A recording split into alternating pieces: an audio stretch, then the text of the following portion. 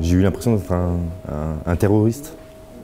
En fait, c'était des mesures démesurées. En fait, c'était géolocalisation, c'était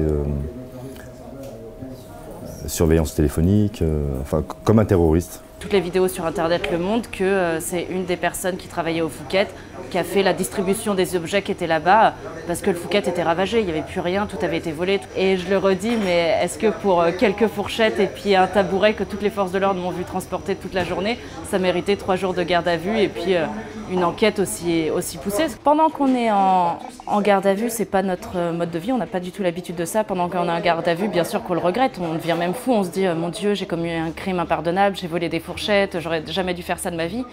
Et quand on sort et qu'on voit le ridicule de la situation, franchement, on a presque pitié pour la France, en fait, que des forces de l'ordre se mobilisent sur ça et que ça fasse toute une affaire d'État.